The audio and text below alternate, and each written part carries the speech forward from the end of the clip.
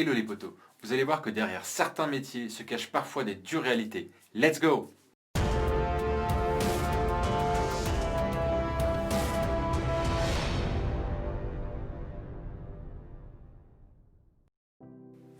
On se retrouve donc aujourd'hui avec le film Police réalisé par Anne Fontaine. Alors c'est une réalisatrice qui a énormément de films à son actif, plus ou moins connus, il y en a certains comme Gemma Bovary, moi personnellement je le connais pas plus que ça, il y a Mon pire cauchemar avec Benoît Poelvoorde, mais elle vraiment je pense qu'elle est hyper connue grâce à son film Coco avant Chanel, qui est donc le film qui retrace la vie de Coco Chanel, la couturière. Côté des acteurs, on a je pense l'acteur, le comédien français en tous les cas de cette décennie, qui est le plus connu actuellement, qui a été homme préféré des Français, Omar Sy, qui ici joue le rôle de Aristide. Alors forcément je cite Omar Sy, forcément je cite Intouchable, qui est vraiment pour moi, je pense, la meilleure comédie française de cette décennie. Franchement c'est une tuerie ce film, si vous ne l'avez pas vu, mais n'hésitez pas.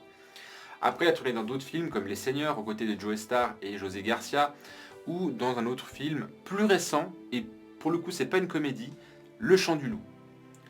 Deuxième actrice que je vais vous présenter, c'est Virginie Efira qui joue le rôle de Virginie. Alors Virginie Efira, moi c'est une actrice que je trouve vraiment mignonne, elle est chou, mais j'aime pas trop sa manière d'interpréter. Après voilà, elle a quand même pas mal de films, hein. J'ai regardé un petit peu sa filmographie, elle est assez impressionnante quand même. Voilà, elle est dans des films comme Cookie, comme 20 ans d'écart, ou comme le film Elle. Le dernier acteur, alors je le connais, c'est pas du tout, et pourtant il était dans un film qui était génial, c'est Grégory Gadebois qui joue le rôle de Eric.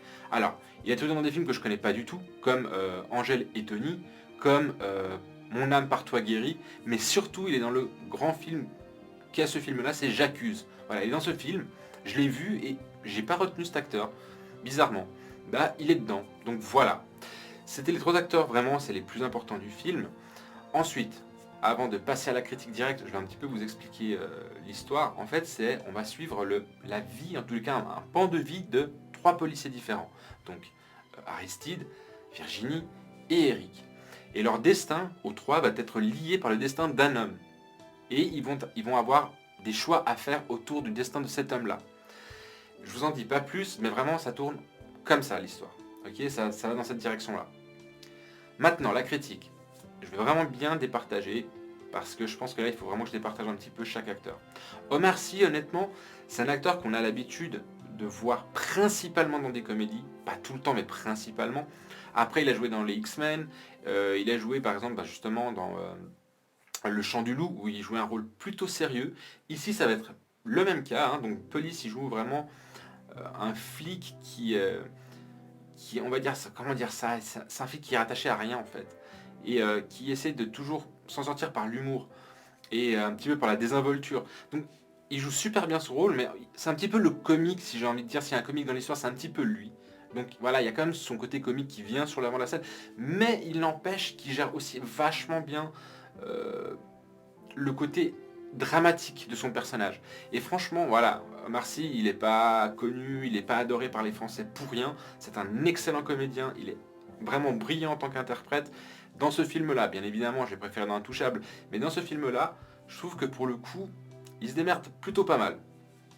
Virginie Efira, alors justement, je le disais avant, c'est une actrice que j'aime pas particulièrement. Alors, dans ce film dramatique, où pareil, elle, on la voit plutôt dans des films plutôt comédie, un peu légère comme ça, elle se débrouille plutôt pas mal. Après, je trouve que... Alors, je sais pas si c'est la direction, donc si c'est la réalisation qui est demandé à Virginie Efira d'interpréter son personnage comme ça, ou si c'est elle, et que du coup ça a été mis dans la boîte et puis on est passé dessus. Mais je trouve qu'elle a un petit peu, souvent, des visages toujours... Enfin, en tout cas, une expression qui est assez identique tout le long. Même si je comprends que l'expression, enfin que cette expression de visage qu'elle a, donc cette mimique qu'elle a, est liée à un problème dans sa vie. Ça, j'ai bien compris. Mais après, est-ce que faire des gros plans sur souvent les mêmes expressions de Virginie Efira était judicieux, ou en tout cas permettait de vraiment rentrer dans le personnage? Je suis pas sûr. Après, honnêtement, elle se débrouille plutôt pas mal pour une spécialiste plutôt de la comédie. Voilà, elle a plutôt bien joué son truc. Après, pareil, je vous dis vraiment, je l'ai trouvé un petit peu en deçà, par exemple, de Omar Sy. Ensuite, Grégory Gadebois. Alors lui, comme je vous dis, je connaissais pas plus que ça, si ce n'est du film J'accuse. Et là, vraiment, il est vraiment au premier plan. Donc c'est vraiment un des héros principaux du film. Et honnêtement, je trouve que c'est le personnage peut-être le plus abouti des trois. Honnêtement. Après, lui, de la manière dont il interprète, parfois c'est un peu théâtral. Mais honnêtement, dans l'ensemble, je trouve que c'est son personnage qui est le plus abouti et qui est le plus proche en tous les cas de ce qu'est la police, pour moi. Voilà. Donc, voilà pour les acteurs. Ensuite, au niveau voilà, comment dire, des décors, enfin, du lieu que ça se passe principalement dans les rues de Paris. Voilà, il y a énormément de mouvements au départ. Et puis, je veux dire, vers le milieu du film, ça devient une espèce de huis clos. C'est très étrange comme c'est tourné, mais ça devient une espèce de huis clos. Et du coup, en fait, vraiment, je vous dis, tous les destins sont liés sur un homme. Donc du coup, ça fait une espèce de huis clos, et je trouve que c'était assez intéressant cette transition sur plusieurs espaces qui finit finalement sur un seul et même espace pendant, allez, un bon, voire presque 2 tiers du film. Donc c'est assez intéressant. Je vous dis pas évidemment le lieu dans lequel ça se passe, parce que sinon ça spoil pour le coup, là je vous le dis pas. Mais c'est assez intéressant la manière de Anne Fontaine de voir, en tout cas d'orienter son scénario dans ce genre de décor comme ça, tout à couvert, puis pouf, on se retrouve dans un truc fermé. Donc assez intéressant. Ensuite, en ce qui concerne le scénario, et là il y a de quoi dire, honnêtement. C'est un film où j'étais un petit peu... Je sais pas trop quoi en penser, parce que autant il y a des bonnes idées, autant il y a des idées qui sont mises en avant de manière assez intéressante, autant il y a des idées mises en avant qui sont complètement balayées par la suite, et c'est hyper dommage, parce que honnêtement, voilà, c'est un film qui parle de la police, hein, j'imagine bien que ça parlait pas de boucher charcutier, quoi. C'est vraiment un film qui parle sur la police, et il y a plein de thèmes abordés qui touchent justement le métier de policier, qui sont parfois complètement balayés, mis de côté, et c'est vraiment dommage. Et d'ailleurs, c'est un petit peu aussi le problème de ce film, c'est que ce film amène énormément de problématiques, les violences conjugales, la dépression, il y a plein de trucs, la maladie, comment dire ça, le clandestinité en France, enfin plein de thèmes abordés autour du métier de la police, ce que je trouve très bien, mais à chaque fois qu'il y a un thème abordé, il est complètement soit tranché dans le vif et puis dégagé, soit sans réponse à la fin. C'est comme si je vous disais, voilà, tout le long du film ça va être comme ça, si je vous disais, voilà, je vous raconte l'histoire du petit chaperon rouge, alors c'est une petite fille qui avait pris un panier, qui allait amener le goûter à sa grand-mère, et puis elle arriva dans la forêt, et là elle rencontra le grand loup, et hop, et je bloque là. Et ce film est fait que de thèmes abordés de cette manière-là. Alors après, je pense bien qu'Anne Fontaine a voulu que chaque spectateur s'imagine la fin ou l'issue qu'il voulait de chaque scène, de chaque thème abordé. Mais moi, personnellement, en tant que spectateur, je m'attendais qu'elle aborde le sujet et qu'elle dise, voilà, la police, en général, elle aborde ce genre de problème comme ça. Pas genre, elle aborde ce problème et puis après, démerdez-vous pour savoir comment elle va finir par l'aborder au final. Enfin, en tout cas, comment elle va trouver son issue, la police. C'est à vous de vous débrouiller, de trouver l'issue du truc. Donc ça peut être sympa dans certains cas, mais là je pense que quand ça touche autant de problèmes liés à la société, à la politique, à l'économie, enfin il faut se mouiller quoi, il faut vraiment, ces espèces de films un peu docu comme ça, docu-fiction, je pense qu'il faut donner un petit peu les issues. Et là, Anne Fontaine, pour le coup, elle a essayé de faire un espèce de truc artistique, mais pour moi, il était complètement foiré. Franchement, je trouve que cette histoire-là, c'était pas le meilleur truc à faire, quoi. Enfin bon, toujours est-il que niveau scénaristique, si je globalise ce que j'ai vu, c'est un film, enfin c'est un scénario qui manque d'engagement en fait. C'est bien, on aborde des engagements, mais il manque d'engagement, il manque de logique par moment même. Je sais pas, il manque quelque chose à ce scénario. Tant par le thème, par les thèmes abordés, tant par l'angle pris, tant par beaucoup de choses comme ça. Il manque de trucs. Ensuite, je vais parler un petit peu de la technique, surtout parce que ça, vous verrez si vous regardez le film, il y a vraiment énormément de ça. Il y a énormément de gros plans, notamment sur les visages, et pas mal de scènes de silence de la part des comédiens.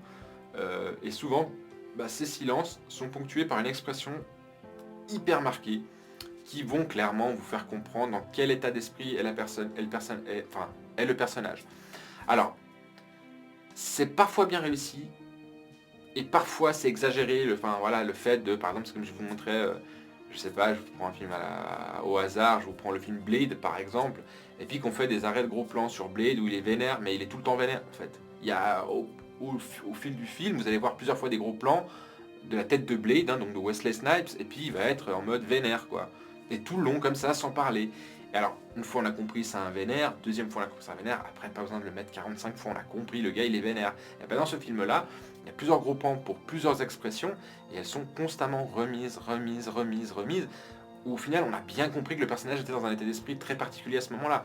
Il n'y a pas besoin de nous le mettre tout le long, ça sert à rien. Voilà, c'est des petits trucs comme ça qui font que le film est prolongé sans vraiment apporter quoi que ce soit avec ses gros plans ou avec ses thèmes abordés qui sont au final pas exploités. Voilà.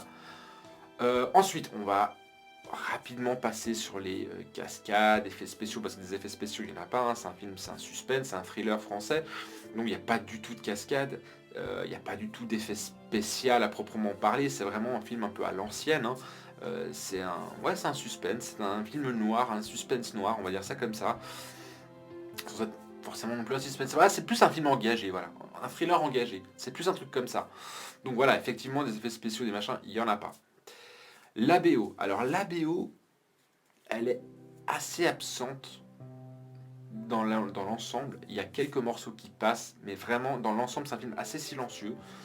Et j'ai déjà dit dans plusieurs de mes vidéos, mais je vais le redire, parfois le silence vaut mieux que de la musique.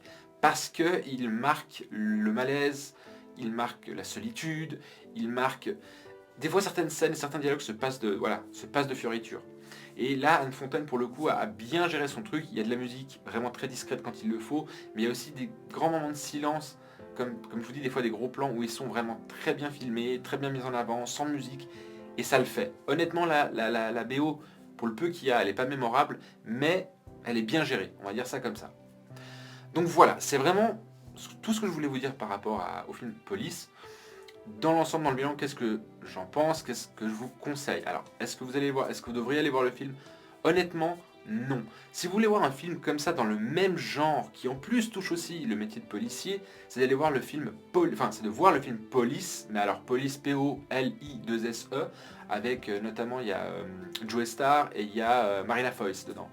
Alors, Police, vraiment avec Joe Star et Marina Foïs, c'est un chef-d'œuvre du cinéma français qui touche hyper bien tout ce qui touche la brigade des mineurs et tout ça, donc vraiment ce à quoi sont confrontés la police qui est justement dans la brigade des mineurs, à quoi ils sont confrontés tous les jours, et c'est vraiment, les thèmes sont hyper bien abordés. Autant dans le film Police de Anne Fontaine, c'est des thèmes intéressants mais hyper mal pris, hyper mal abordés. Vraiment ils sont coupés dans le truc, dans le vif, sans vraiment apporter de réponse, sans vraiment nous donner une nouvelle vision de la police, hein, qui actuellement, en plus on sait que la police, elle en prend plein la gueule, à tort et à raison. Je dis pas que je suis pas je suis ni pour ni contre la police, mais elle en prend plein la tronche, parfois à raison, parfois à tort. Et justement, dans cette période dans laquelle on est, je pense qu'elle aurait pu vraiment se mouiller et montrer pas que les travers de la police. Après, attention, elle essaye sur la fin du film d'apporter vraiment un côté, oui, la police elle est toute gentille, mais c'est foiré aussi, quoi. Elle a foiré son message. Je trouve que voilà, elle a abordé ses thématiques, elle a foiré son message final. Dommage. Donc non, franchement, ne perdez pas de temps, n'allez pas voir ce film, même si Omar Sy dedans est très bon, Virginia Efira est pas mal non plus, Grégory Gadebois aussi est pas mal, mais non, il en vaut pas le déplacement, il en vaut pas la peine. Donc voilà, c'est tout ce que je voulais dire à propos de ce film. J'espère que vous avez aimé la critique. Si c'est le cas, vous n'hésitez pas à vous abonner à ma chaîne et vous activez la petite cloche des notifications pour être au courant de mes prochaines vidéos. N'hésitez pas aussi à mettre le petit pouce bleu qui fait toujours du bien à la chaîne. Et si vous avez des commentaires à faire, n'hésitez pas à les mettre dans le parti qui est juste là en dessous. Voilà, on va passer maintenant à la partie spoil en 4 points. Pour ceux qui ne veulent pas, comme d'habitude, je vous dis déjà bye bye. Et pour les autres, on se retrouve après l'alerte.